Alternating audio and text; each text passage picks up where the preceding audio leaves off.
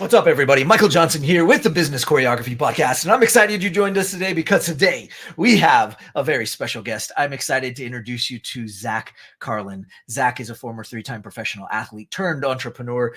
Zach owned and flipped over 6 performance facilities, scaled an online service company from 5 employees to over 200, and he's a consultant to companies like HP, ABC Supply, Temco, Car Gurus, and more. And today we get to pick his brain and we get to share, or hopefully we get him to share his great wisdom with us. So let's cue the intro and we'll jump right in. Listen, there's a lot to learn when growing and scaling your business. That's why we created the Business Choreography Podcast, where we talk about choreographing your marketing, operations, and sales into dynamic systems that increase your revenue and your impact. We'll explore solid business principles and discuss all things that make businesses dance to success with clarity. We'll help you figure out where the holes are in your business and what you can do to fix them. Think of us as your official business choreographers, aka your insider growth strategists. Remember, your choreography matters. Welcome to the Business Choreography Podcast. Zach, welcome to the show. I'm excited you're here. Thanks for joining us today. Thank you so much. What an introduction. Thanks. That was incredible. I appreciate that. It's you. You're awesome. We're excited to have you here. We're excited to share your wisdom and knowledge, your journey with our audience. And I'm excited to talk to them about your backstory. You have a very colorful history and all sorts of crazy things that you've done along the way to get to where you're at. And so let's start from the beginning. Give us the backstory. Give us all the juicy stuff. Ooh, juicy stuff. All right. This is going to be one of those kind of conversations. Well, I'll get vulnerable. Why not? All right. So I was from Canada, grew up in a really small town, population, I think when I was there, 900. I don't even think there's 1,000 people there. Yeah, very small. And it was one of those towns where if you weren't in sports, you were doing drugs. Oh my! And up until, well, it is what it is. And up until I was about 17, I chose the sports. I was a Canadian, so I came out of the womb with a pair of skates on, type of thing. During the summertime, I was in. Oh man, I did everything. I went to provincials in badminton. I did hurdles in track. I threw javelin in track. I played baseball. Even played football. Wow. I was a karate. I was a black belt in karate before I was 10 years old. And then I started boxing when I was 14. Wow. And yeah, then when I was 17, I'll preface this by saying me and my dad have a great relationship and I love him to death. But I was the youngest of 6. Oh. So I think that he saw me as, okay, this is my last chance to have a kid to go to the NHL. So really playing hockey was kind of his thing. Right. I wasn't much of the team sport kind of thing. I wasn't much of that. I really wanted to compete in martial arts. Right. So I kind of rebelled a little bit, and they didn't let me compete in the martial arts because I would have had to drive to the city, and the next closest city that had a good gym was about an hour away. Oh wow. So at that age, I didn't have a license yet at 15, 16. So I stopped playing hockey, and then I kind of fell into the life of drugs. By the time I was 18, not quite graduating, not quite done with my senior year of high school, I ended up actually getting kicked out of the house, rightly so. I wasn't the nicest human being at the time, but we live and learn. And I was actually homeless, and for about 8 months ish. Time was a little blurry back then, but I had a very good mentor. He was kind of wasn't the mentor. He was the mentor I deserved, not the mentor I needed, I guess, sort of say. Whatever the quote is from Batman. Right. And his name was Gord. And to this day, I don't remember his last name. I don't think I ever knew his last name. His name was Gord, and he was my boxing coach. And there was one of those tube slides, right, in a playground, and that's where I was. I won't say I was staying, but that's where I was at the time. And he knocked on it, and he slapped me in my right calf and said, "Man, you have so much potential." I heard it's the same thing I heard a million times. You have so much potential. Why are you wasting your life? All that kind of stuff. And I was like, man, I'm stuck. I don't know what to do, right? Because everybody's like, you need to go get a job. You need to do this. And if you were that low, just getting a job and getting your own place and that kind of stuff, it seems so far away. It seems so insurmountable and impossible that I knew at the time, you just like, okay, if it's so far away, I'm never going to achieve it. So I might as well just not do anything or keep doing what I'm doing right now. Right. Which is a terrible mindset. But that's how I felt at the time. Right. And he was like, he said something, I'll never forget this, but he said, man, I'm not talking about getting a job. Let's go buy you a shirt. And that, weirdly enough, it was that moment that kind of changed things for me. He's like, man, let's go buy a shirt. And we went around the corner to this little rinky-dink store in town called Bargain Store. And I bought a $5.50 red shirt that had a weird smiley face on it. And that's what got me out of it. I got the shirt. He got me some lunch. I started applying for jobs, got a job as a lifeguard. And then from there, I started competing in martial arts more full time because I had the money to travel to the city. And then about a year later, I was out of it. I was in a better spot. I was making some money. I was competing. I had about 5 or 6 amateur fights at the time. And then I had an opportunity. I had a sister that moved to Las Vegas. I thought, well, now this was in 2007 or 2008. This is when Vegas was still kind of the mecca for martial arts, right? That's where it was. And so I had the opportunity to go and stay with her for free. So I went from a 900 population, small country town in Alberta, Canada. Wow. Everything I had a little bit of money saved, and I moved to Viva Las Vegas. Wow. To say that was a culture shock was an understatement. But I was told that if I could survive the first 6 months moving to Vegas, I'd be just fine. So I said, I could probably survive. I've survived worse, I thought. And I have. So I moved to Las Vegas when I was 19, and I fought professionally, trained with some of the top fighters in the world for that era. Wow. And I competed until just right after I turned 23, until an injury took me out. And then I ended up getting forced. I tell people I got kicked out of the country when really I just messed up on some paperwork. Because when I got injured, the promotion I was fighting for, they were the ones keeping me in the country on a visa, and then they dropped me because I was injured. And I got a letter in the mail saying I got to leave the country. So I used to tell people I got kicked out of the country. I wouldn't tell them why though. They were just great first impression. But yeah, and then I ended up having to move back to Canada, and that's where I kind of started my entrepreneurial hobby. But then that's when I kind of switched to my second sport. I became a professional in, which was called fitness racing or CrossFit. Right. And then but again, that's where I started to, because the gym I got into, it was a small gym, a small CrossFit gym, had about 100 to 150 customers or clients there, and they brought me on, and I kind of started. After about 6 months, I became kind of the head coach because fitness was always my thing, so I got good at it pretty quickly. Right. And then I started managing it, and then I was competing at the same time, and then I won a couple competitions. So I bought into the business. I bought into it so that I could work out, whenever I wanted. I could dictate whatever I wanted. I could start to grow it a little bit. And then I started getting very obsessed with how do we grow this thing? Right.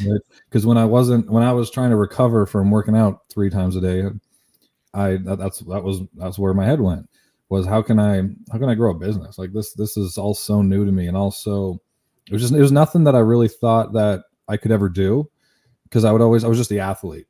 Right. I put myself in that box that this is all I'm going to be good at. If I'm going to be successful in life, it's going to be me using my body. It's going to be me competing. And luckily it wasn't me getting hit in the head anymore. So that was a good shift. But I kind of put myself in the box. So this was kind of the hobby for me. Right. It was like other people were playing video games and that kind of stuff. I was like, okay, how can we diversify revenue streams? How can we package programs so that, we are getting more revenue per client that we were bringing in? How can we market this a little bit better? That was when Facebook was starting to blow up a little bit more, and Instagram was out there. How can we use content to bring people in? So I got obsessed with that. And then I learned really quickly that, a business relies on the people that you bring into it. So I started looking into, okay, how do we attract good people? So good compensation plans, give them good opportunities for growth. So a lot of that stuff had just fascinated me. But again, my identity that I gave myself was attached to an athlete. So all this other stuff was just a hobby. So I ended up getting pretty good at it. In 2015, I was actually 7th fittest man in the world. Wow. Competing on a pretty big stage. Yeah, it was really cool. I got to travel to Brazil, competed in Brazil, France, Dubai, Australia, all over the US, all over Canada. So it was really, really cool opportunities. So my hobby of being a business owner, which don't really go hand in hand very well. So I had to leave that. So I actually sold my share of the gym and moved on to Wow. another facility, and ended up just buying into that one. And then I did the same thing, right? We diversified the revenue streams. We brought in other services, so supplements. I had sponsors that would give me supplements, so we'd partner with them to bring in supplements. And then again, I learned a little bit more, diversified the revenue streams, learned how to sell, right? Learned how to teach people how to sell, learned a little bit more on how to bring this online. And again, we were able to get that gym. So my second gym, it was called Infinity 5 Fitness. And before I had before I had joined, they were doing about $9,000 a month, something like that, which was just enough to be green, like just barely breaking even kind of thing. And then by the time I had left, or about 6 or 7 months later, I think it was, we had a couple $94,000 months. So we were able to 10x pretty quickly, just by a little bit of marketing, a little bit of sales, a little bit of, diversifying the revenue streams, renting out rooms. I had good relationships with, chiropractors, massage therapists, and that kind of stuff. So, then you start to look at, okay, how can I optimize per square footage? Because we ran out of time. We can only fill up the gym for so long. Right. So now we got to, now how can we utilize all the square footage? And then I did that with 4 other gyms. I did that with 4 more other gyms while I was competing. And then it got to the point where my daughter was born. So I got an opportunity to come on with one of my sponsors at the time to open a fitness facility it was a fitness equipment company. So we started the fitness facility to kind of cater, complement the brand. And then we got that running on its own, right? Again, utilizing everything I had learned. And then we focused on building out the fitness equipment side of things. We really wanted to compete with Rogue. So they were another fitness equipment company. We really wanted to kind of take a lot of their market share in Canada. And we were able to grow that from about 1.8 million. And then by the time it was about a year and a half, almost 2 years later, we got it to just over 20 million. Wow. At that point. And it was just, again, it was a lot more B2B. So I had to learn how to sell to businesses now. I had to learn how to sell to organizations. So a lot of companies, organizations were putting on big competitions. So how do we sell to them so that they can utilize our equipment in their competitions, and then create marketing deals that way. So that was my kind of my first soiree into building big teams and having to diversify my teams. Like, I need a marketer now. I need PR. I need sales. Like, I can't be doing the sales anymore, and I'm competing at the same time. And so I really had to learn how to put people in place and put processes and operating procedures in place so they could run on its own while I go and beat myself up in the gym some more. And then we had some differences in who we wanted to partner with. So I ended up actually making the decision to move back to Vegas. That's where I had met my wife previously, my now ex-wife. And we just had my daughter, like I said. So we decided to go back to be closer to her family. And that's where, as you stated in your lovely introduction, I joined a company, and we built their online presence from there. I think there started about 5 or 6 of us. And then by the time we had finished, there was a little over 200 of us coaches and managers. So we had scaled that pretty significantly. And then I got the opportunity just after COVID. We kind of lost everything. Actually, when COVID, so we took a lot of the money that we had there and we invested it we wanted to open our own facility in Vegas just before COVID. It was a terrible timing. We dumped a lot of money and time and resources into starting this fitness facility in Vegas just before COVID. Right. Well, COVID hit and we lost absolutely everything. So I actually had to get a job as a customer service rep for Netflix to keep the lights on for a bit. Right. Yeah. So when our son was just born, it was a mess, but we're great pain comes great. There's on the other side of it, there's opportunity. So I had met my previous co-founder with me, partner, and we started a company called Next Play. And that's where we started working with other companies. We started consulting with like the Hewlett Packards and utilizing a lot of the procedures and processes that we have in coachings and consulting. Right.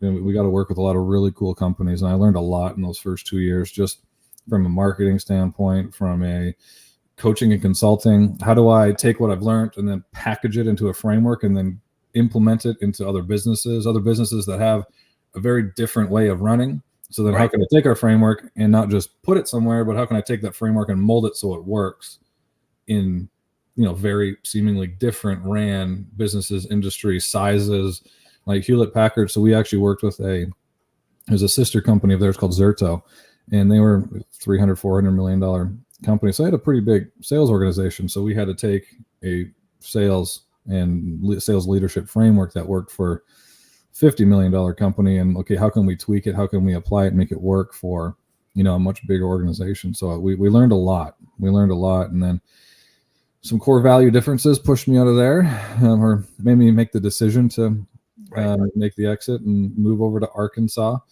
And that's when we started Summit Chasers. Wow.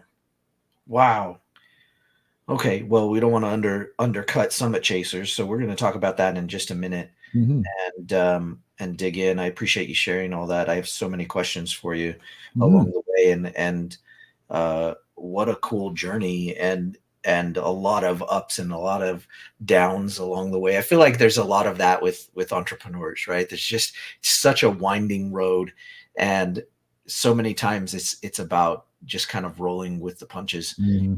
And you started off early on in your story about becoming a black belt and doing fighting professionally. And I want to start there because I feel like there's like you kind of passed through that, and yet I feel like there's something there that I want to really draw out. Professional athletes, just they're a different breed.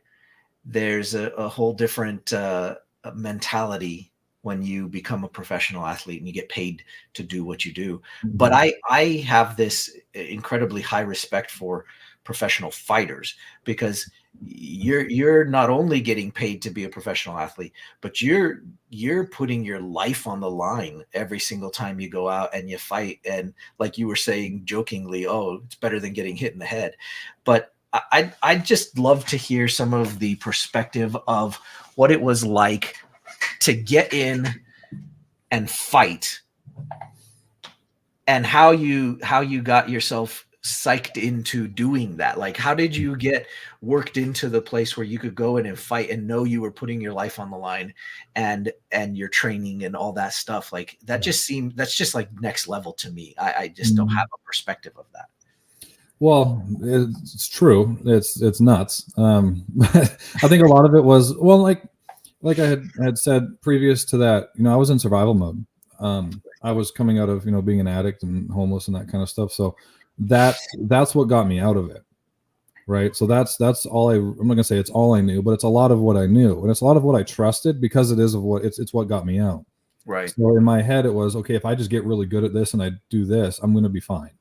Right. Right. So, but the mentality though, like the training and the camaraderie on the team, and, being able to beat the hell out of each other, and then, and then be brothers or sisters afterwards, it's a special thing. Right.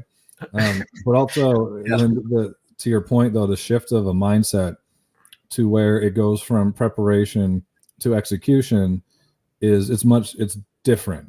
It's different, because even in business, like, you're always preparing and executing, like, constantly. Like, it's just you're going back and forth all day, preparing, executing. But when it comes to competing, there's a lot of preparation to a very short window of execution, right? So that build up to that, it's intense. Because if I had and I always said the shorter my fight camp was, the better I fought. Because if I had a 12-week camp, then it's so exhausting, because you have a singular mindset, right, without the release. You know what I mean? Like, if you're in business, if you're, I want to implement a new marketing tactic, or I want to try and adjust something in my sales cycle, or I want to try a new software or whatever it is, there's you're testing and implementing all the time, right? And you're able to see kind of the fruits of your labor, not right away sometimes, but you're able to see it. Where when I was competing, it was, I have 12 weeks of just getting my ass, like, just prepping, eating perfectly, staying in weight, getting my ass kicked all the time, learning new things, staying motivated to this singular thing that could be 3-4 months away. So it's exhausting. Right. But to your question, the mindset of, when the cage closed, right? I never fought in an octagon. It was always the circle. It's kind of hard to explain when you're in there, like it's blurry. The walk up, the 20 minutes before you get called is the worst part of the whole thing. Really? Your heart is just pounding. You're going through, you're trying to stay positive. You're like, oh, what if I get knocked out? What if I get embarrassed? All my parents are here. They travel all this way. What if all this stuff I did was for nothing? Right. And then the promotion I was fighting for, it's not around anymore. It's called Superior Cage Combat. I got $600 to show. And then if I won, I would get 1,800 or 20. It was between 1,800 and 2,500 bucks. So if I lost, like 3/4 of my purse was just poof. And I did all that work for $600. I think the most I got was about $1,500 to show, and then it was about $3,000 for a win. Wow. So it was pretty nuts. So like we could put on, you know, a crazy show, a war, and then you lose a split decision or something like that. 2/3 to 3/4 of your purse is gone. So that fighting that is in your head. It's tough because you have to if you keep focused on that, you're already lost. You have to focus on the task at hand. Yeah. Right. So you have to focus on you. What can you control? Your game plan that you had, the film that you studied, and back then there wasn't a ton of film because YouTube wasn't what it is today. Right. Right. A lot of these guys, I wasn't fighting UFC fighters. You know, some of them have gone on to do great things, but I know I wasn't fighting guys that were, you know, there's a ton of footage on them anyways, but you had to stick to your game plan and what's your strong suit, the things that you worked on. And then on the walkout, you're losing your mind. You're absolutely losing your mind, but there's no going back now. There's absolutely no going back. There's no going back. And if there's a fighter that says that they're not scared, like they're lying or they're legitimately something wrong with them. I'm not going to diagnose anybody here, but there's something wrong with them. Right. But once that cage closes and they've made the announcements and it's time to go, you're just in flow. Right. You're just in flow. You get hit a few times, and it's funny because actually getting hit in the face doesn't hurt that much. It looks like it hurts. Getting kicked hurts. Getting kicked in the legs hurts more than anything. Really? That's actually the worst part of it. Yeah. Wow. As far as like immediate like sting and pain, that's what hurts the most. But getting hit in the head doesn't. Once you get hit in the head and like kind of your skin starts to numb a little bit, it's not great. I don't recommend it. It doesn't hurt, right? You don't really feel anything in there anyways. You have so much adrenaline, but you have to stay calm, focus on your game plan, just focus on what's right in front of you, and just get into flow as quickly as you can. And once you get through the first 1 or 2 minutes, if you haven't had a big adrenaline dump and you're tired and your legs feel like lead, usually it actually was fun at that point, you know, unless you lose, and then that's not fun. But I've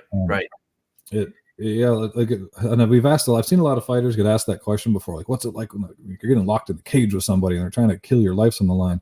Once it gets going and you're warm in there and you get loose, you start to sweat a little bit. It's really like you're just in there training. It's just like a really hard sparring session. Right. But that 20 minutes beforehand, well, you're throwing up, you're losing your mind, you're questioning, why am I here? I should have graduated high school, went to college, like all this stuff. But yeah, it's so crazy because from watching from the outside, watching you guys walk up to, it looks like you're just like no problem, like you're just absolute gladiators, and you just look at it and you go, how in the world are they calm? Well, even and that's what it looks like from the outside. Yeah, well, I mean, you ask some of the best that's ever done it, like Georges St-Pierre. He was terrified before every fight, terrified. And when he's going up there, he would say, like, I am losing my mind. It's every ounce of me not to turn around and run the other direction when walking through the tunnel. But then he goes out, and then he's the best of the best, like pound for pound, arguably one of the pound for pound greatest fighters of all time, right? And you're constantly battling that. But it's those that can put that aside, right, and perform that are the best. And that's a huge part of it, is the mental game. Mm-hmm. Now, what I want all of our listeners to do right now is pause the episode, rewind it, go back and listen to everything that Zach just told us. And instead of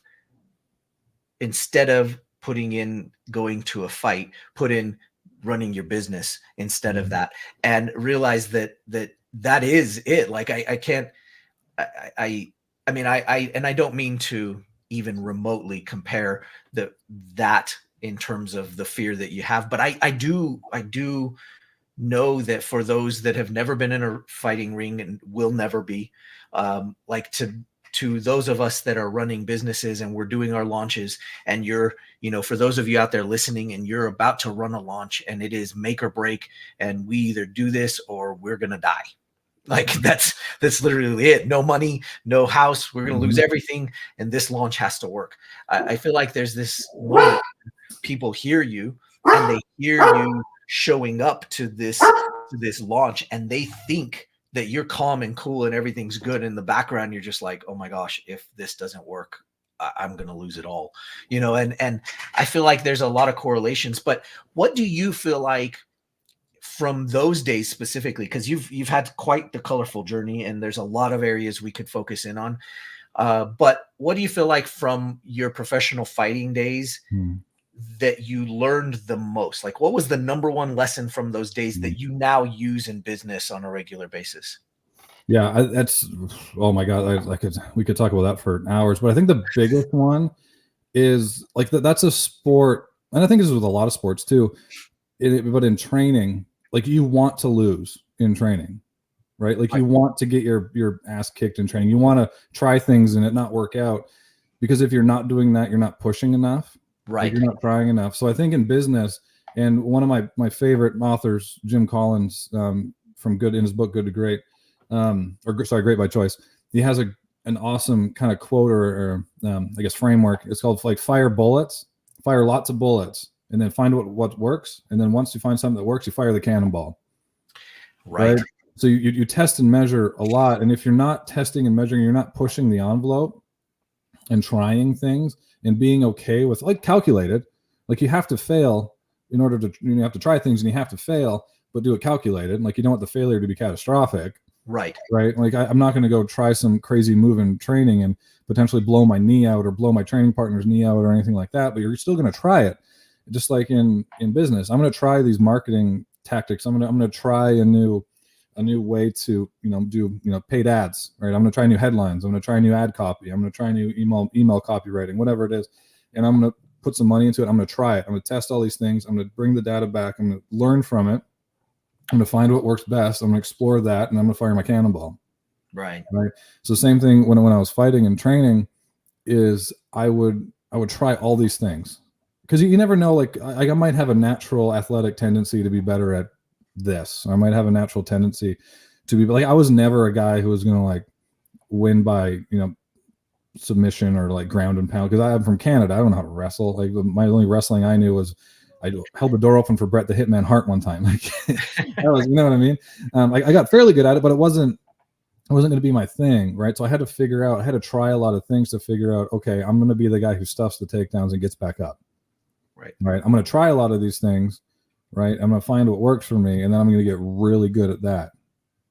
Right. And same thing in business is I'm going to try a lot of things, find out what works for us, and then I'm going to do that. But a lot of business owners, especially when you're in, a fragile time in your business's, life cycle, you get scared to try things, or maybe you found something that works. It's worked for you so far, but what got you here was not going to get you to where you want to go most of the time. So you have to be okay with, okay, things are going great right now. This is the time to push and try other things, fail a little bit, right? Try a lot of things, fail a little bit at each one, find what works, and then shoot the cannonball. So I think that was a big one. Is just failure, just being okay. Not that anybody can be really good at failure, but getting good at overcoming, getting good at learning from failures, probably. Right. Well, I think that's so important, because you look at marketing math in general, and most of the time I would say that most new entrepreneurs getting in have no clue what the general marketing math is. I was listening to one of our mentors talk about infomercials they used to create. And if one out of every 8 infomercials that they spent millions to create and get prepped and get on TV, if 1 out of 8 succeeded, they counted themselves like massively successful. And I'm thinking 1 out of 8, and that was millions of dollars. And you just had to wonder whether you were that 1, or whether you were that 7, or whether you were that 1.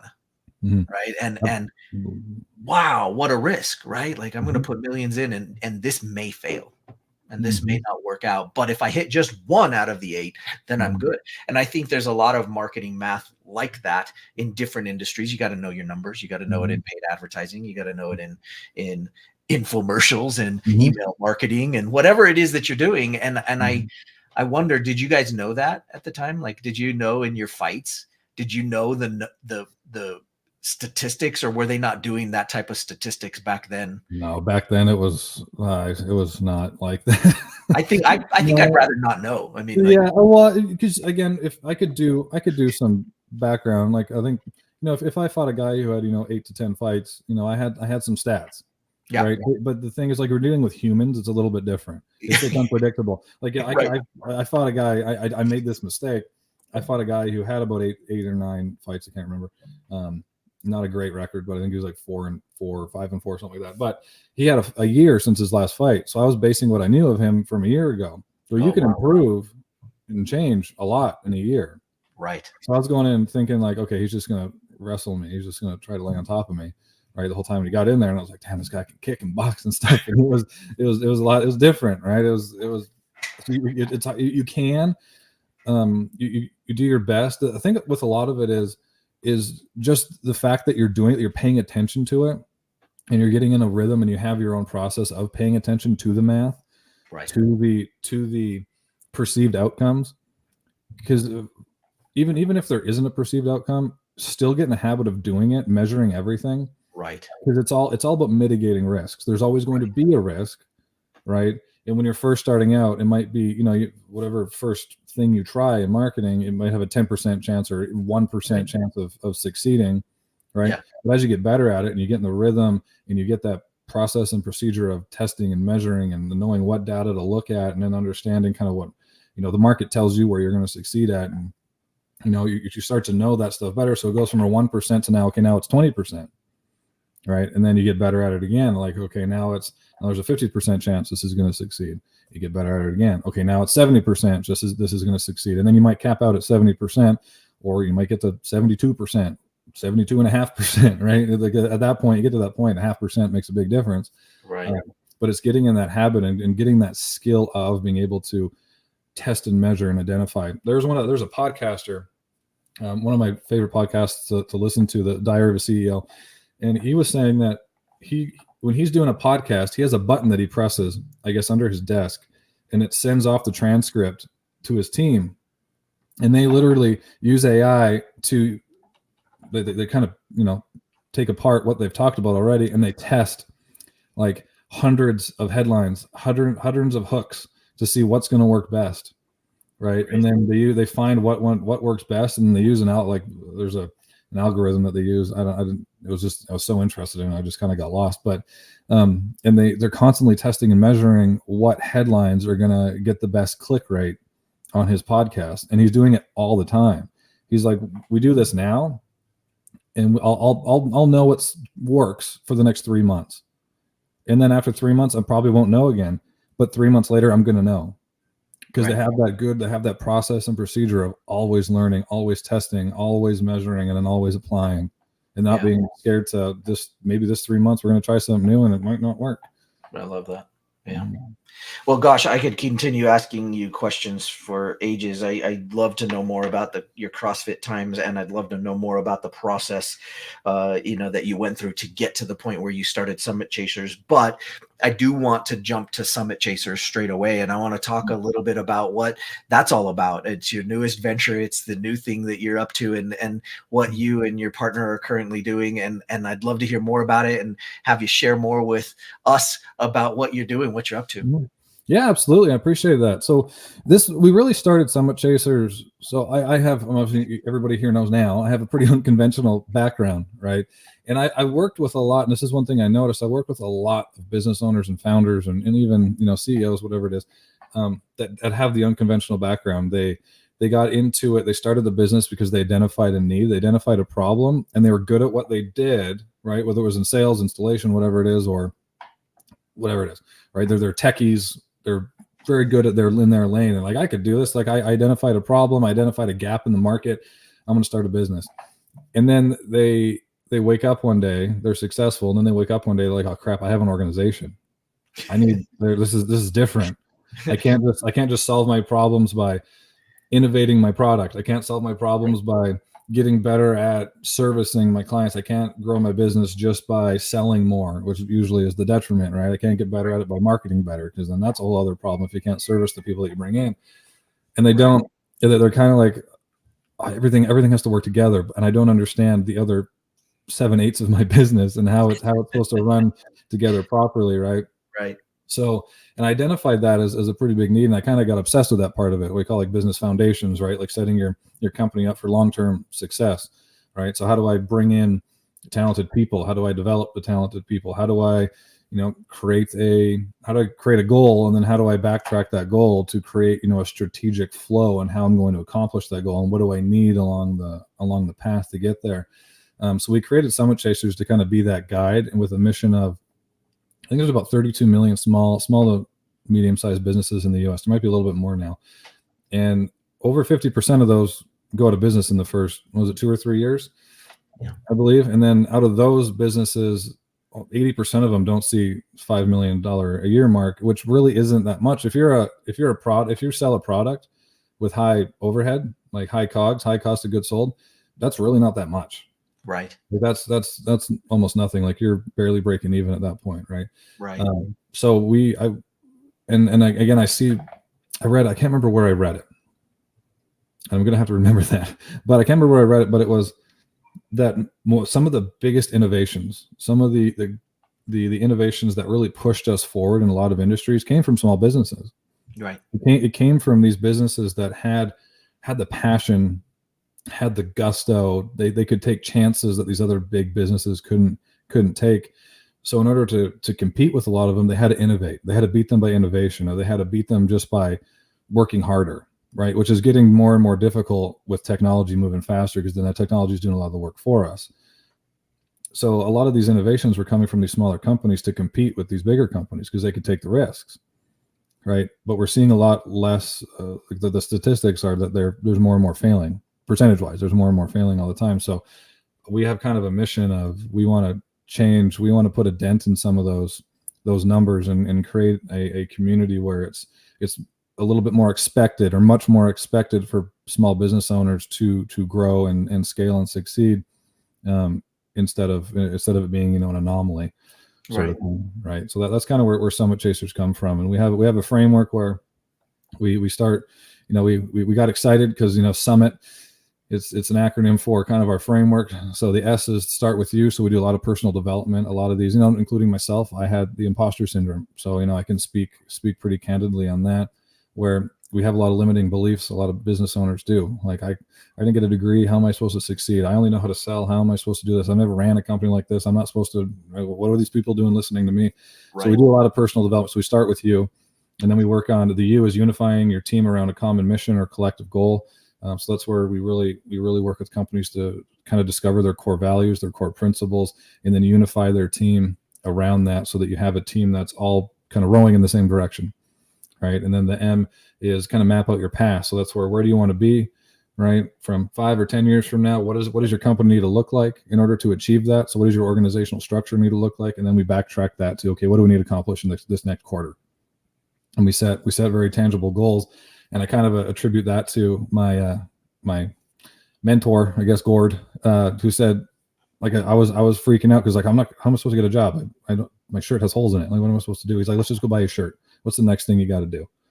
Right. So that's where a lot of these business owners are like, I have this goal, but it's like so far away. I'm just gonna keep doing what I'm doing. It's like, let's just buy a shirt. Right. You know what I mean? Let's, like, what do we need to accomplish right now? Right. That's the premise of it. And then the second M is make a clock. And that comes from one of my favorite quotes from Jim Collins, which is, we want your company to work like a clock. Right? It should just be, all the cogs should be working together. The cog that's over here, there's a direct correlation to how the cog over here functions.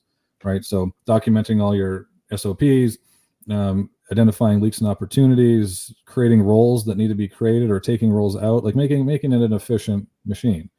Right. So that's the second M. And then the I is increasing your talent density. So that's where we really look at, okay, who do you have? What type of development process do you have? How do you source A players? Because one of the biggest indicators of a successful company is, how do you source and how do you develop your team? And as companies grow, one of the big reasons that bigger companies lose their cultures because they constantly have to hire A players or key players, from the outside. And you keep doing that, over time, you're going to lose a little bit of your culture every time. You start having, okay, I'm going to go to this other bigger company and I'm going to headhunt somebody from there. Well, they're bringing over all that baggage, and it's harder to hold them accountable. So you start to lose your culture. You start to lose the buy-in over time, right? So a big indicator of valuation is your ability to bring people up in your own company and good development programs. So that's what the I stands for, is increasing your talent density. And that's where we usually spend most of our time, is make a clock and increase your talent density. And then the T stands for time to scale. That's where we start looking at identifying other revenue streams, bringing in marketing tactics, sales tactics, and all that kind of stuff. But we put that at the end because if you don't have the others, it can't sustain the increase in marketing, right? If you have 10,000 leads, whereas before you're only able to support 1,000, like more leads isn't going to be, it's not your problem. Right.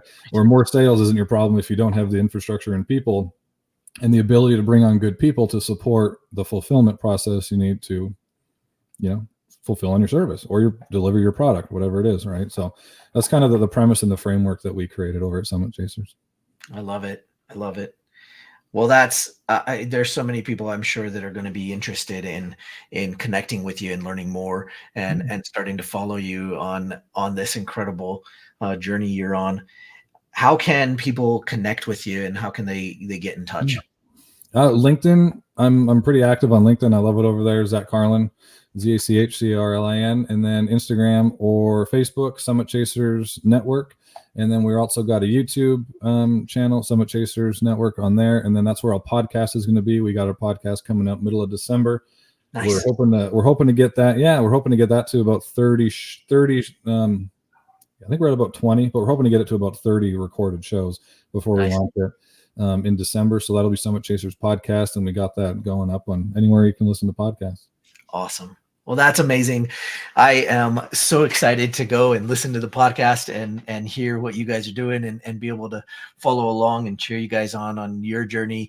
You guys are doing some incredible things, and it was a pleasure. For those of you that don't know, we also had Zach's partner, Audrina, on the show too. So go listen to her episode.